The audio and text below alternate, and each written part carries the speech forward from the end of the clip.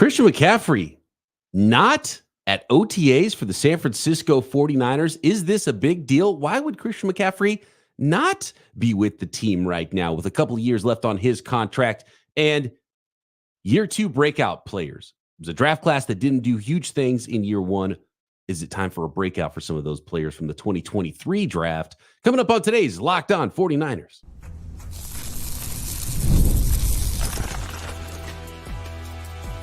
You are Locked On 49ers, your daily San Francisco 49ers podcast, part of the Locked On Podcast Network, your team every day.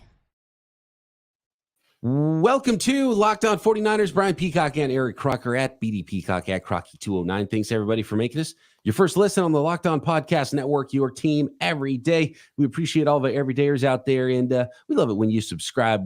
It helps us out tremendously when you hit that subscribe button on YouTube or wherever you are listening to this podcast. I think there are some year two potential breakouts, maybe some mini breakouts to come for some San Francisco 49ers rookie class last year that didn't quite have a chance to break out quite yet. But Croc, a guy who broke out a long time ago, one of the star players for the San Francisco 49ers, not at OTAs, Christian McCaffrey. Some folks are calling it a holdout. We went live earlier today, Croc. Double live day for us, by the way, here on Locked On 49ers. Shout out to all the listeners that are going to double up with us live here. And we love you all the same if you are a listener early in the morning on Friday as you go to work or whenever it is you listen to Locked On 49ers. And my initial thought was, whatever, he's a veteran player. He's not at OTAs, voluntary, not a big deal. 2 years left on his contract. Trent Williams isn't doing anything either. And neither Christian McCaffrey or Trent Williams should be doing anything. These guys should be in bubble wrap until the season starts. But Christian McCaffrey plays a position that that can get hurt often. And he's done an amazing job of not getting hurt the last 2 years, Croc, even though he's touched the ball more than any player in the NFL over that span. He's played 40 games and touched the ball more than anybody over the last 2 years, most of that time with the 49ers. Phenomenal player, so fun to watch, big part of what the 49ers do. Do you think there's more to this with Christian McCaffrey? Is this a quote-unquote holdout by Christian McCaffrey? Is he sending a message? Is he angling for a new contract with the San Francisco 49ers? Is there something more behind him not being at OTAs, Croc, than just a veteran that is saving his body for when things matter a little bit more and things get a little bit more mandatory later on in the offseason? Well, Ed here in the chat says Christian is getting married soon, so kind of give him a break. That may or may not be a reason why he's away right now. Now, I'm someone who got married at the courthouse, went down there, probably took 30 minutes, cost about $150. I didn't have to take off from work. Mm-hmm. Maybe that's what he's got going on. But I would say this. Initially, and you and I discussed this, veteran, OTAs, he knows what he's doing. He understands how to prepare his body. He's not a guy that 100% just has to be at OTAs. But when people start saying holdout, you start thinking about it. I don't think it's a holdout. I think we would maybe have more information on that. Adam Schefter probably would have dropped the bomb. Mike Silver, right? Mike Silver? Adam Silver? I get those two confused, but the reporter in the Bay Area. Mike, yeah. Mike Silver, there we go. He's plugged in. I don't know now because I think they outed Mike Silver's rat in the building, right? With the fake Cooper DeJean draft pick and maybe some fake potential rumors with Debo, Brandon Ayuk trade rumors. Maybe Mike Silver doesn't have that source anymore in the building. We'll find out if Mike Silver has any more good nuggets coming up. Was he the one? Because again, I was watching on TV. I was a little delayed. Was he one of the first people that said 49ers are drafting Cooper DeJean? I know there was a lot of different accounts, so it's hard to know where information is coming from first. I think a lot of the leaks come from people who were there and see the actual pick first and get it out quick. But Silver reported it as Cooper DeJean, and from what I understand, then immediately had another tweet that said, "My bad, I got that wrong. It's not going to be Cooper DeJean here." Oh man, and he's definitely the rat. Well, who's telling? Or the rat? Yeah. Who the plug, as we like to say. Yeah, the plug. He had the plug in the building, and the plug ratted himself out by saying, okay, so he may not be getting information right now. Yeah. So Mike Silver might be behind a little bit on this story, but I do feel like it was something that, we know or hear a little more about Christian McCaffrey and the situation. Now, why it could definitely potentially be the case. We've talked a lot about Brandon Ayuk throughout this offseason, and I've discussed why I think the 49ers may be hesitant to pay him the amount of money of the tier that he's in with receivers, right? We're talking about, between $25 to $27 million. If the 49ers signed him to a contract that was around that many millions per year, everybody would bat their eyes, right? Everybody would just be like, oh yeah, look, $27 million, that's about right for Brandon Ayuk. He's a really good receiver. But when you think about Kyle Shanahan, when he thinks of the pecking order of his guys, where does Brandon Ayuk fall? I'd say probably a lot lower than that amount. But when you think about that amount and you think about who's at the top of that, right? Like the number one guy in this offense, the guy that this offense goes through, even I don't want to say more important than the quarterback, but I think when Kyle Shanahan thinks about his offense is a guy that can run his offense and a guy that can get the ball to Christian McCaffrey.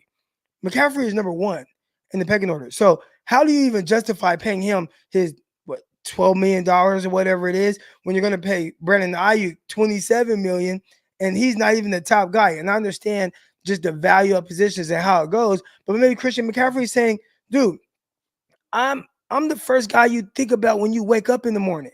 Your whole offense is centered around me. You're going to pay me the same amount that I've been getting. Like, this is an old contract with the Carolina Panthers. I need new money. I need money added to this. Look how valuable. And I mean, we could have said, well, you and I, we said it. Man, running backs, they start getting a little bit, 26, 27 years old. They get hurt. This dude has played in every game for the 49ers. He ain't missed a game. And he's been terrific in every game he's played in, whether he was healthy or not. So is he holding out? Definitely offseason speculation type talk. But there potentially could be something there because I would say he's worth every penny that the 49ers have spent on him and much, much more. And I bet him as a running back, he understands that as well. It's tough with McCaffrey because he's got 2 more years left on his deal. And when he signed his deal, he was the highest paid running back in the NFL, and he's remained the highest paid running back in the NFL throughout that time because the running back position hasn't grown. Like, you think about when he signed his new deal, wide receivers have been starting to get paid crazy amounts of money in the last 2-3 off seasons. And so the running back money is not going up like the wide receiver money. So if Christian McCaffrey can't say, oh man, I need to be paid like the other top players in my position because he already is. So Christian McCaffrey, if he wants a new deal, it would be to get some more guarantees because right now the 49ers, I don't believe, have any guarantees left on, at least from a prorated signing bonus situation, don't have any more guarantees left on Christian McCaffrey's deal. He's got a $14 million cap number the next 2 years. Most of that is in base salary. The Panthers already paid the signing bonus, so that proration already hit their salary cap, and I think there's some $200,000 workout bonuses. So basically, the guarantees on his deal is a few $100,000 for the 49ers.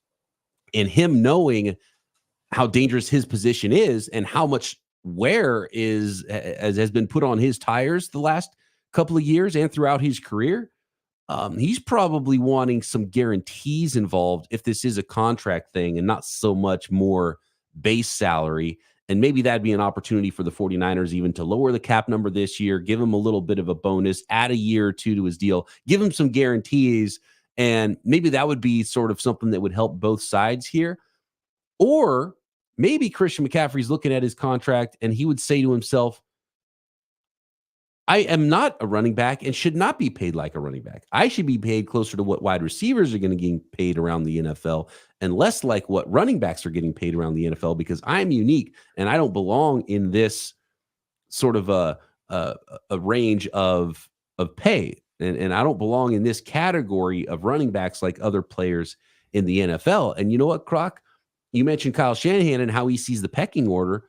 If you ask Kyle Shanahan about the economics of NFL players, he would probably tell you that Christian McCaffrey is the more valuable player for him than Deebo Samuel or Brandon Ayuk or probably George Kittle or probably Trent Williams. But, George Kittle and tight ends are the only ones that are getting paid similar to what running backs are getting paid. All of those other position groups are getting paid a lot more in the NFL, and those numbers are growing, unlike running backs.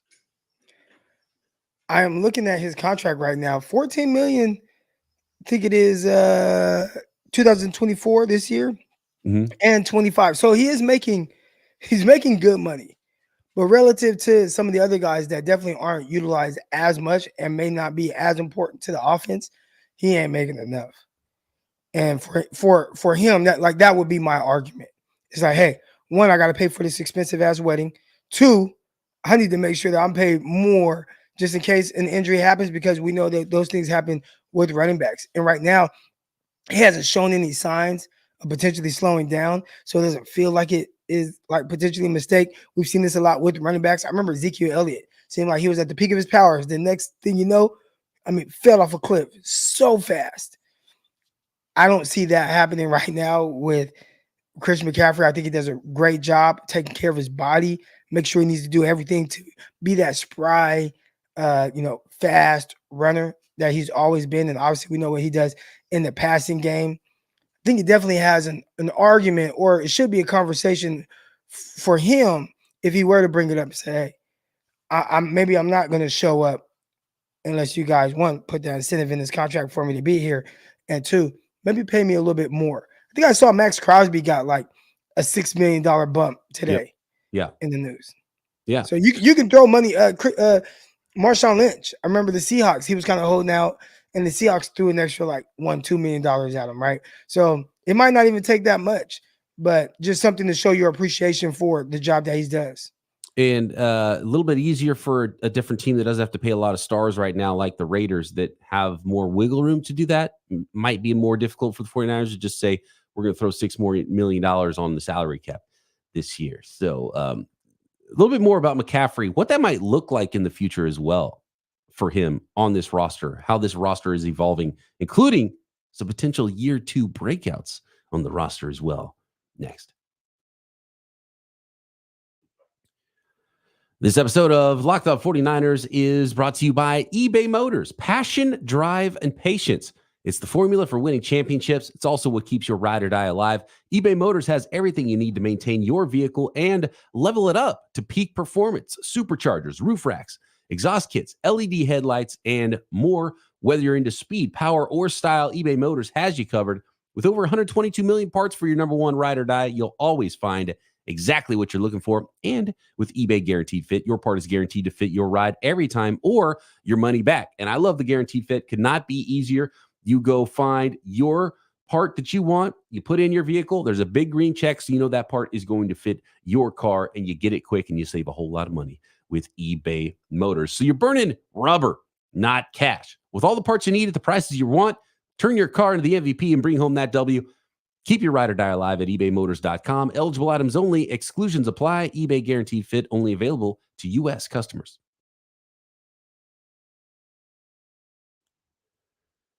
I will say, Croc, when it comes to Christian McCaffrey, I don't think it's a holdout. I don't think it's a big deal. I don't know if he's just prepping for a wedding, just saving his body a little bit. It is voluntary. He's got 2 years left on his deal. I don't think this is something that's going to be a problem for the 49ers and some like holdout that goes into the summer or anything like that. I could see Christian McCaffrey and his agent going to the Niners and saying, hey, man, this is a valuable player. He thinks he should be making this. And the 49ers saying, you know what, we agree with you. Let's throw another year or two on here. Throw some guarantees in there. We'll move around some salary cap numbers.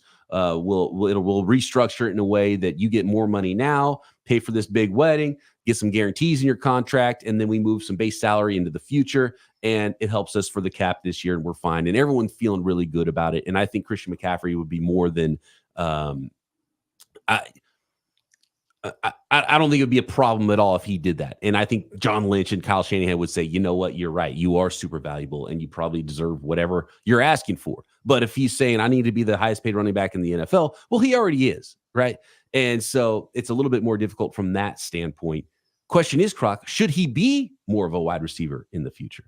And in my opinion, he should be.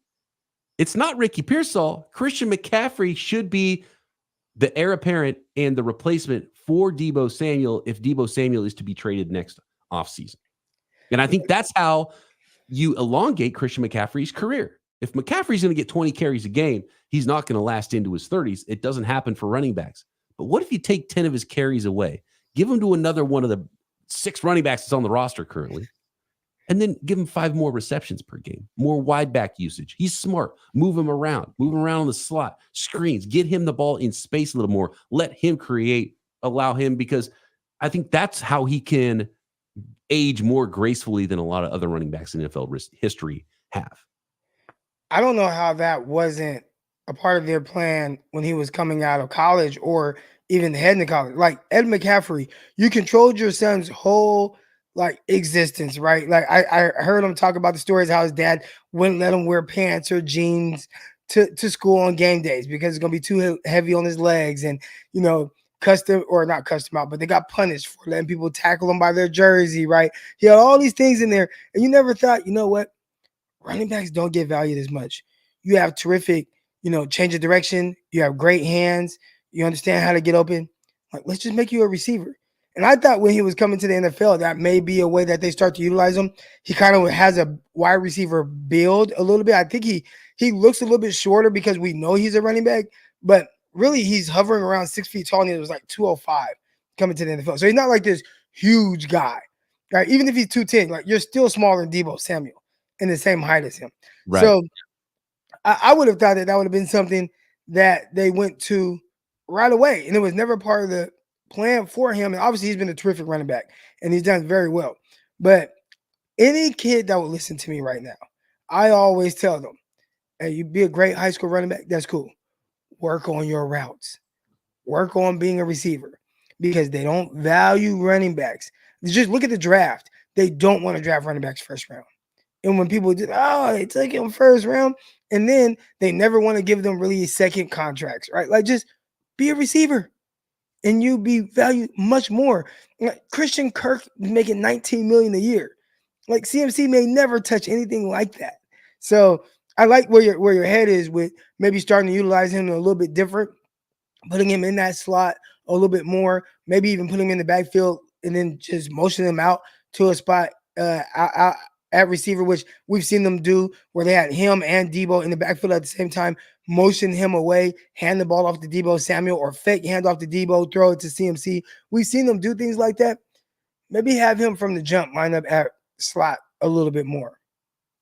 No doubt. And, then you could say, hey, I am a wide receiver now, and I deserve to be paid like a wide receiver. And you start to give me that $27 million. Give him a little bit more money. Right. And here's the thing is, if you already know you're going to do that, and that's the plan for McCaffrey, give him a little bit more now before he becomes a free agent as a wide receiver. And then he's going to ask for $30 million instead of just, $4 more million per year, whatever it is that he's angling for. But it's a tough negotiation for McCaffrey, because he just plays a position that, it's so unlikely that he's going to do it again. 20 more games, Croc, if the Niners are in the Super Bowl, lead the league in touches and still come through unscathed and not get hurt. And that's where things get a little bit more difficult, and teams don't want to pay running backs, and their position group just hasn't, their salaries haven't gone up in 10 years. You think about what it's looked like for edge rushers, tackles, wide receivers, quarterbacks. Salaries have skyrocketed for 10 years. They haven't gone up for running backs. It used to be a marquee position. It is not anymore.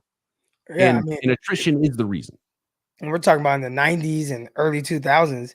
Heck, I remember 2 Auburn running backs taken in the top 5. Like things like that you never see. You'll never see that again. Even guards are making more money by a lot than running backs now. Like those salaries went up a lot this offseason. Guards getting paid. I'll never understand how two of the two positions where you get utilized probably the most and are the most versatile, running backs and tight ends, get paid the least out of everybody. I think the best money probably right now is tight ends. They're undervalued for sure, because they don't break down like running backs. You have tight ends play until they're 35 years old, and that are still really good football players, and they do so much for you, receiving, blocking. They're your quarterback's best friend. I think the best money spent right now, people talking about George Kittle being a cap casualty, he's a bargain. Are you kidding? It'd be crazy to get rid of George Kittle. No way. I mean, there's a million players I'd pick on the Niners to get rid of for cap reasons than George Kittle. He's important for what he can do. Run, pass, blocking, receiving, all of it. Yeah. And just the way he plays. Right. Leader. Yeah. And McCaffrey's that way too. Heart and soul guy. You see him play, like, dude, this guy's awesome. And so there's he's more than a running back for sure. Will the 49ers lean into that and make him more than a running back in pay and in usage on the field even more? I think that's something we're going to have to find out. But right now, don't set off any alarms about McCaffrey. Still wouldn't consider it a holdout until we get more information on that. Would he like more money? Of course he would. Of course he would. But yeah, we'll see how this goes a little bit later on in the summer. If he doesn't show up to camp, then we might be talking about something with Christian McCaffrey. Year 2 breakouts, Croc.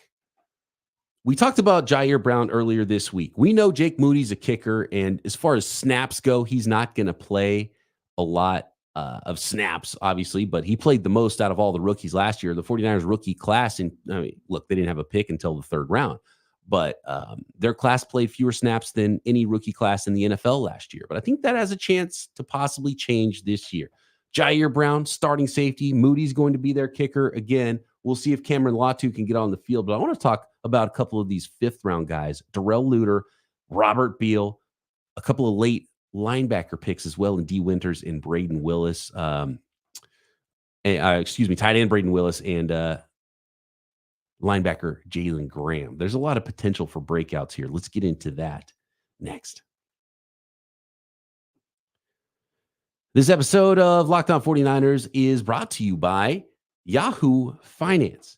And whether you are just starting out on your journey or you've been investing for a long time, let's get straight to the point, because we know you want to grow your portfolio to deal with all the rising costs of inflation, for retirement, to pay off your debt, your mortgage, pretty much anything that stands in the way of your financial freedom, right? So with Yahoo Finance, you can get access to the news, the data, and tools that you need in order to help you reach that level of financial freedom that you're looking for. For more than 25 years, Yahoo Finance has been the brand behind every great investor, whether you're a seasoned investor or you are just looking for a little extra guidance and you're at the beginning of your journey. Yahoo Finance gives you all the tools you need all in one place. We're talking about over 90 million users each month at yahoofinance.com. Their real strength is helping you on your way to financial success. For comprehensive financial news and analysis, visit yahoofinance.com, the number one financial destination, yahoofinance.com. That's yahoofinance.com.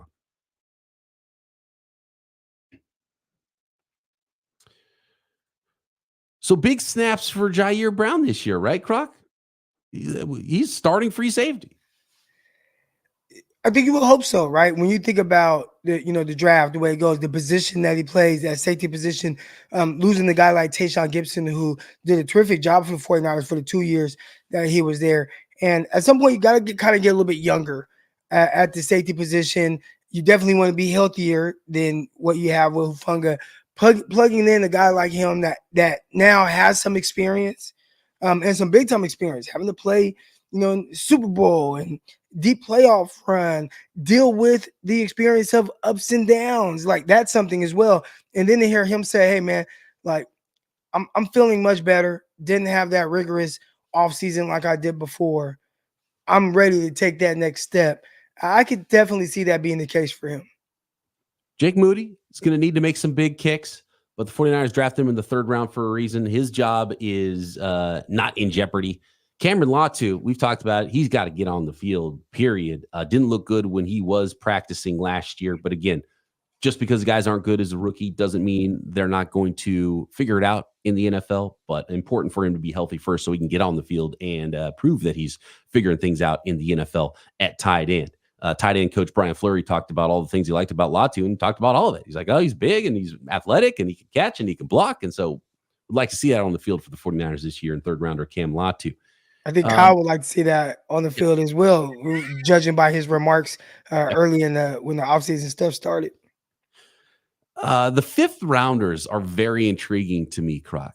Darrell Luter, he missed half the year or more last year. He only played 7 games. He was on the PUP list due to an injury at the beginning of camp. So he never really even had a training camp last year. He does this year. And he's a pretty long, athletic, outside type of a corner. The Niners drafted Renardo Green to play on the inside. Luter has an opportunity to be just a straight-up backup to Diamador Lenore and Charvarius Ward on the outside in year 2. And then you're one injury away from being the guy. And there's a lot of bodies that are competing at outside corner for the 49ers. But I don't know. I might bet on Darrell Luter to be the first man up potentially out there. And so that's going to be a really fun competition to watch during training camp at cornerback. And the reports on Robert Beal have been good from 49ers coaches. He's put on 15 pounds, Croc. He was only about 245, that sort of stand-up outside rusher coming out of Georgia. Not a ton of production in college, but supremely athletic. Only got in 4 games last year as a rookie for the 49ers, but he's put on 12 to 15 pounds. So we're talking about a 260-pound guy now. And he's going to be battling with basically same body type, same type of position in college with Drake Jackson, if Drake Jackson could get on the field. So a little bit of a competition there for snaps as a rotational rusher on the outside for the 49ers. Robert Beal and Darrell Luter, what are your thoughts there on the 5th rounders from last year? Real quick, do you think there's a chance that Drake Jackson somehow doesn't make the 53-man roster? There's a chance. I mean, if we were doing a podcast right now, and in fact, we're probably going to have to do that at some point and talk about roster projections. And if we were doing one on dark horse players that will be cut, that would be kind of surprising cuts, I think Cam Latu would be one. I think Drake Jackson would be one for sure. Availability is so important. Danny Gray would probably not even be a shock at this point, although the coaches are talking him up. So, he's not dead in the water quite yet. Ronnie Bell, like one of Ronnie Bell or Danny Gray is not going to be on this roster, right? How many wide receivers are going to keep? Both rookies are locks if everybody's healthy, right? Then you got Debo, you got Ayuk, and you got Juwan Jennings. They usually keep 6? There's only room for one more guy. Ronnie Bell, Danny Gray, Chris Conley. Yep, things are going to get very interesting. And that's the good thing with, we get a lot of questions about the team, and I'm probably a little bit more like relaxed, and because I feel like the team is kind of on this trajectory of just being good. Like the way they're built, it's very sustainable, but they have competition at the right spots and right areas, right? Like we're not talking about Kendrick Bourne coming in and having a big role, or rookie Trent Taylor, coming in and having this big role. Like you're not seeing that with this team. 5th, 6th, 7th round guys just coming in and automatically. Now, can a guy eventually earn it? Yeah, but you're gonna have to beat out someone that is probably drafted potentially higher than you and has played and had some kind of role with this team. And even guys like Drake Jackson, like it's gonna be hard for him. Like you have to come and be the best version, because after a while, they're looking for reasons to like move on from you. Kyle Shanahan said it. He said it maybe when he first took over. You're either getting better or you're getting worse. And with Drake Jackson, how he kind of started and how you thought maybe okay, and then ever since then, it's only gotten worse. You end up being like this inactive guy. Then you got hurt a lot. You spent a lot of time injured, and then now, they brought in the other guy, Leonard Floyd, Gross Matos. Like, what is going to be your role? I'm really interested to see where the 49ers are going to line up Devondre Campbell, linebacker out of from Green Bay. They signed as a veteran free agent linebacker. I thought originally it was more of a Drake Greenlaw insurance policy, but like he's kind of more strong side linebacker-ish. Does that mean that Jalen Graham, the 7th round linebacker who had a really good camp last year and everyone loved what they saw in him in the preseason, he only ended up playing 4 games for the 49ers. He got on the field a lot less than D. Winters, and Jalen Graham was the one that had all the headlines in camp last year. So if they signed Devondre Campbell to play ahead of Jalen Graham, that bodes really well for D. Winters, because if Dre Greenlaw's not ready to go, his backup right now on the roster, if it's not Devondre Campbell, is last year's 6th round rookie D. Winters. So that's your potential breakout. I think, to me, if I'm reading the tea leaves correctly, Croc, is D. Winters potentially weak side linebacker starter in week 1 if Dre Greenlaw's not ready. And I like that. And I think if we're talking about the sleepers or breakout year 2 player, I would go straight to one of those linebacker positions. 49ers have been really good at identifying guys that understand how to play linebacker the way that they want it played. And one of those two guys are going to break out. It's going to matter which one is it. And D. Winters, I think, was the guy I was most excited about when he was coming out of college. He put that film on. He just watch how he does certain things. I'm like, man, how was this guy drafted so late? But Jalen Graham, when I watched him in the preseason, watched him at that linebacker position, it was a lot different than in college. College, he was kind of this strong side backer, kind of on the line of scrimmage, on the edge there, and kind of, okay, let me guard this tight end, or let me be like a strong side run defender. Watching him play more of that middle linebacker position in the preseason and what it looked like, I'm like, man, they might have something there. Now, you got some of these veterans that have special teams value. So, right away, they're just kind of going to play over you. But dark horse, I think he's my guy. I think it's Jalen Graham. Braden Willis. What about a Braden Willis backup? I don't even know how to handicap the tight end 2 spot after George Kittle. And we know George Kittle will get himself banged up throughout the course of a season. Braden Willis starting games potentially. Tight end 2 this year. The 49ers did bring in some competition. We talked about Cam Latu already. It's hard to speak on him because he didn't look great last year in camp and is now currently injured. So he's got to get on the field and show something more there. But remember, Aaron Banks showed nothing at all. He didn't get a uniform on Sundays during his rookie season. Came out year 2, ready to go, starter, left guard, done. Right. And so you can't bury anybody like Latu just because they didn't have a good rookie season. But I'm looking at Eric Saubert was brought in. Mason Pline, a former Hooper, nice little prospect, I think. Might have to, run through the practice squad on his way to a roster spot potentially, but 6'6", 255 pounds, big, looks pretty athletic, natural catching the ball and all of those things, a little newer to football. Former basketball player out of Furman, I believe it is. So Mason Pline's an interesting one, but he's not going to jump in most likely as a rookie. It takes tight ends some time, to learn the blocking game and the receiving game. But Braden Willis, I think, has the inside track right now, Croc, on being that tight end too, and a player that can move around, little H-back, and who knows, maybe even the heir apparent to Kyle Juszczyk and playing a fullback role. He's not quite like he didn't flash enough athletically to me as a rookie to be super excited about him, but the way he plays and just the fact that the way the roster is constructed, I think that's probably my guess right now for tight end 2 usage for the 49ers to start the year is Braden Willis, the 7th rounder out of Oklahoma. I think a lot of times for these guys, especially pass catchers, you're in a new offense, you're thinking a whole lot. So it's kind of hard for that athleticism to really shine through. But a year in the system and understanding more what they're looking for, seeing him getting reps in the Super Bowl in key moments, right? Like whether he, had some bad, I think he had like a holding or a false start, but just knowing that they had that kind of faith to put him in that moment, I'm pretty sure that instilled a lot of confidence in him to make sure that he comes in and does everything. Like, who has more confidence right now, Cam Latu or Braden Willis? Right. Yeah. I mean, Willis, not even close, right? So now, all right, let's take that to the next step. We've been trying to figure out who is going to be that tight end 2.